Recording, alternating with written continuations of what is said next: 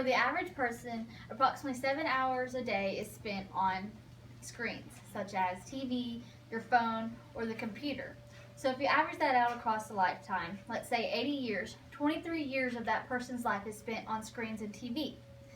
Though electronics can have educational resources for infants, an excessive amount of screens can have a major impact in development in many areas. So today we're going to talk about 3 points. We're going to talk about the impact screens have on social development, on physical development, and the appropriate amount of time a child should be given to view screens. So, in today's society, TV is used often as a teaching mechanism, but it is often overused as a teaching mechanism, and when a child overuses TV and screens, a lot of violence can be shown to them too. So when technology is a primary teacher, a child loses that connection they could get with their caregiver, and essentially it can impact how they interact with their peers and other adults. It can also cause a child to lack communication and leadership skills because they spend too much time watching TV and they don't get that face-to-face contact that they need. They are also exposed to vulgar scenes on television, which impacts them as adults.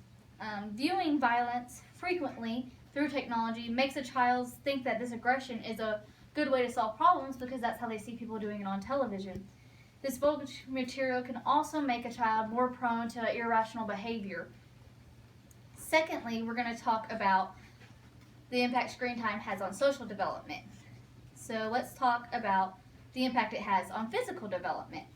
So too much screen time can bring about devastating physical issues that can include mental disorders and even the onset of obesity and type 2 diabetes. So being overly involved in technology can result in a disturbance called the exhaustion of orientation response. Basically, this is what results from watching too much TV, and it shows that watching too much TV can result in the constant feeling of tiresome and weariness. Also, television disturbs the human brain and makes it tired even within the first few minutes of watching something on a screen. So also, children who are exposed to too much screen time are at greater risk for obesity and type 2 diabetes. This is because usually when people are exposed to television, they frequently eat and snack on unhealthy food excessively. And also, when TV is a child's main priority, they do not engage in the appropriate amount of physical activity. So now that we have gone over the first two, social and physical development, let's talk about the appropriate amount of screen time a child should be given. So all this being said, there are lots of negatives, but there also can be positive if a child is given the appropriate amount of time to be on the television. So there are beneficial factors, and one of them could be a child learning how to do their ABCs through a fun interactive TV show, or a child learning how to count through a video that has lots of singing and visual activity. Also, children of older ages can use apps to learn how to do math work, how to read, how to have creative skills, or when presenting something at school. So, all this being said, there are limits that a child needs to have on TV. So children who are under the age of 18, it's really necessary for them not to have any kind of contact with the television because they are doing so much development during that time. It is important for them to have more one-on-one contact with their caregiver. Children 18 months to 24 years should have a very limited time, so 30 minutes or less, and the caregiver needs to be with them explaining to them what's happening on the TV, whether they're learning something or it's just a fun movie or something.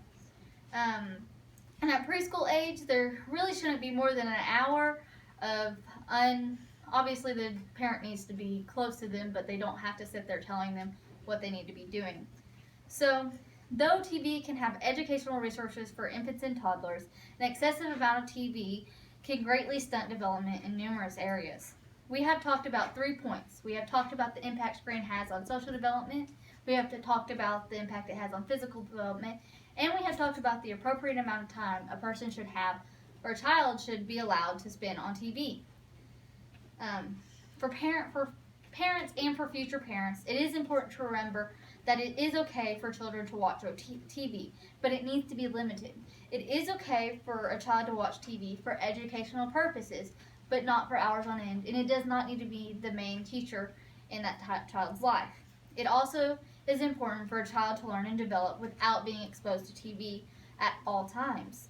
It is important for both their development and for their relationships.